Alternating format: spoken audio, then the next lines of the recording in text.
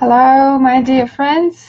My name is Lana, and this is a weekly live, Facebook Live Self-Care Ninjas. So in tonight's Facebook Live, we are going to be talking about the keys to a happy and harmonious life and the 3 pillars behind it. You might want to have a pen and paper to take notes. And if anyone has a guess on what I'm going to be talking about, please do me a favor and comment what you think are the keys, what are your keys. Absolutely thinking that you are an expert in your life, so if you have a key to happiness and a harmonious life, I'd love to know that. So quickly, just to cover, for those of you who are watching me for the first time tonight, who are self-care ninjas, you have the desire to be healthy and well on all levels, to be vibrant all the time, to live your life to the full potential. You want to be the best version of yourself every single moment. Living an authentic life. Alicia, that's really lovely. Thank you. Hi, my dear husband Serge. So if you're watching me live, please do me a favor and type live. And those of you who have typed already know about that. Alicia and Serge, thank you. If you're watching the replay, just simply type the replay so that I can give you a heads up, say hi to you. If you're new, please type in new so that I can welcome you in.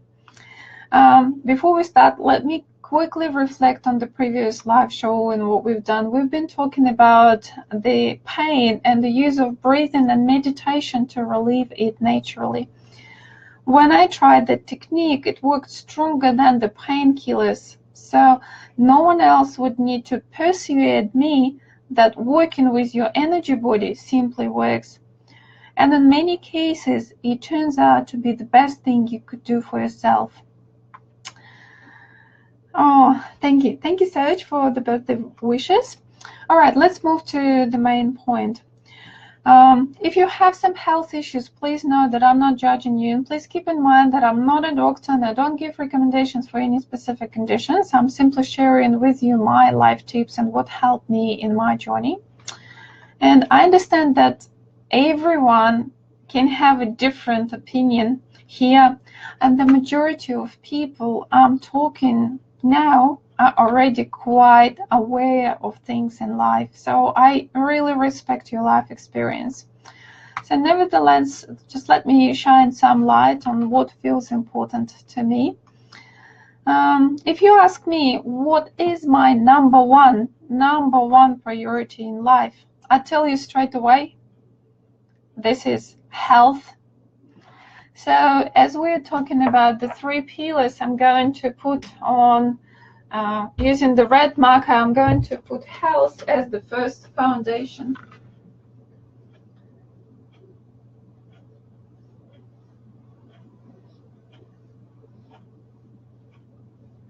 And please note that when I'm talking about health, I mean that in a very broad term, okay? Health is a foundation of modern life. What I often like doing when I'm not sure about things, with regards to the health or some other things in life, I look into what is going on in nature, or how things were in the past. I just try to imagine what was it like a few generations back. What we can certainly say today is that health is a big priority for many, and that's no wonder why. Once even one person becomes ill in a family, it drags the whole family down. It takes resources like time and money. It takes the relationships, and sometimes it breaks them. So if you resonate with that, if any of you have seen those examples in life, please send me a love heart. And without health, it is hard to imagine any happiness or harmony in life. Do you agree with that? I've actually personally been in a situation when both the family member and myself actually were unwell at different stages in life. And both times I could definitely see how that affected the whole situation. It was really tremendously affected our lifestyle that we could choose. Of course, it affected our income levels, and definitely it tested the relationships. And I have seen the relationships to break down because of those things. Okay. So yes, this is how I decided for myself that my number one priority in life is health. And when I talk health, we mean working on all levels to promote and keep good health. And of course, the picture is just instantly changes. The opportunities arise, and we, like, you know, all we have a flu, we're sick, and then we just, oh, I'm breaking down. But I'm only talking now about those short-term health issues. And as soon as we're well again, we jump out and we start doing back into 100% life until the next breakdown. So the concept behind talking about health here tonight is that you actually never do that, and you start looking into your health quite a bit more and start investing into your health on an everyday basis. And without doing that, you know, jumped out of the bed, now I'm well, and went on again and again until the next breakdown. Because what happens if you do it this way, then the next breakdown and the next breakdown and the next breakdown. So usually we react only when it's really bad. And the key is to learn how to keep it and never to come to that state. So stop paying attention. When people stop paying attention to their physical, to their emotional, to their mental, to their energetic levels of health, they allow stress into their lives. And this becomes a cycle. So I just want you to see that cycle, that we are just actually going through one thing until we stop again, and then going through another thing until we stop again, then we're alive again, and we carry on. Okay? And the message here tonight: treasure your health while it is there, and never assume that a good health is a given for you for your whole life. Start being proactive and preventative, and you already know that. So when I'm talking about health, I'll just quickly recap on that. Energetic levels, physical levels, emotional levels, and mental levels of health. So we are talking about many layers here. And this is our foundation. And let me draw it like in a form of a pyramid. Okay, now assuming as soon as we have our health fixed and we are well on all levels, our family members are well, so we are moving on to the next step on the ladder. We can look after ourselves, and this is when the stage is called, we step into the stage that is called relationships. So I believe that the next one is relationships, and relationships is really interesting if you look at it from the different perspectives. So these are the relationships with yourself, with your partner or your spouse, your kids, your parents, other relatives, friends, co-workers, communities, and society in general. So for that, I want you to see, so relationships come here.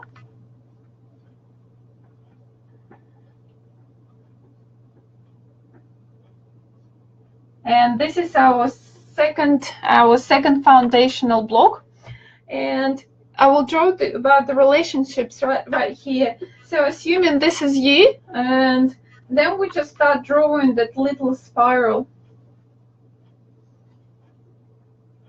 Or otherwise it also looks like, it can look a little bit like a spiral, because it starts with you, then it goes into your immediate family, then it goes the relationships with your friends, then it goes into the relationships with your other family, then it goes into the relationships with the community, within the community, then the whole society. And do you remember how you drop that stone, little pebble into water, and it creates all these rounds of water? That's pretty much similar with the relationships. So you start with yourself, and then those relationships spread. But the interesting thing that I found out in life is the relationship with the Klaus family sometimes is the hardest transformation that we might have. And what I'm talking about, many of us are parents already. And because of that, you know that when you have children, you can definitely see, you can notice the patterns. Children copy you. They copy you in everything. They copy the way you say things. They copy what you eat. They copy every other pattern in your behavior. So therefore, when you are projecting the relationships, or that includes your health, your foundations, into your children, you are being the example. So you start working with yourself, you start changing your habits, you start changing your lifestyle, so that your children are actually inhibiting all those new things. And from here, let me just draw another example. So this is the way forward with your children. The interesting part comes is that I believe I can see that children is just us. It's the same. This is, again, your child is you. This is what I find, and this is how I feel. It's you. The cells are very similar, and you can find a lot of similarities, not only on the physical level, but on the other levels as well. So it's kind of you're working with yourself, but just in the future. Do you see the point? If you resonate with that, give me a love heart or drop me some comment if you think that the direction that I'm going to is something that is resonating with you. And the same comes with the arrow that goes into the opposite direction. I hope you can see that on the board. The arrow that goes into the opposite direction is your past. And your past, of course, is your parents. So your parents is you, but just in the past. And the hardest thing that I found in life is to do the transformation with the parents, or sometimes parents-in-law, depending on the relationships. But you probably can relate now. But I can reassure you, I have seen very beautiful transformations in life when the past generations were ready to change. And that's where I started being a believer that you can still work. And the way you work with your past generations is not by trying to push them into the new concepts that you're trying to use in life. It's more sort of a tiny, gentle way of working energetically and showing by example. It might take many years for your parents to agree with the new concepts. And that's what I've definitely seen, that there is a lot of resistance, but sometimes even parents are happy to give up after seeing a good example. All right, okay. So this is the second layer towards happiness, and sometimes we have really like hard relationships with everyone, but it all starts with us. If we change ourselves, then we start changing the environment around us. It takes time, but in some time you start layer by layer again, so removing or working with different layers, you start affecting everyone around you, your immediate family, your extended family, your friends, the community, and the whole society. In general, in yoga, it is believed that we are all one. And now tell me, who is responsible for all this toxicity, all that pollution?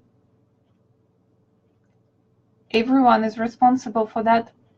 And it does not matter whether we are doing or not, whether we are polluting or not polluting the environment, we're still responsible for that, because we are all together. And this is the concept of relationships. You start with yourself and you start spreading. And now, can you imagine that if there were many people like that, that would change? That would definitely create a bigger change and a bigger impact in the society. Okay, so drop me a love heart if you like for that. And we're moving now into the number 3. And this is the last point in the pyramid that I'm building. To the key to happy and harmonious life, and I call it wealth. And when I say the word wealth, not sure why camera is not focusing, but when I say wealth, I don't just mean money, of course, no. Money is just an instrument in creating wealth. And I think you already know about that. Your real wealth is your health, as your strong relationships, and your knowledge of life and life experiences. Being rich is having money, but being wealthy is having time. So true wealth to me is freedom. So I'll put wealth on top here.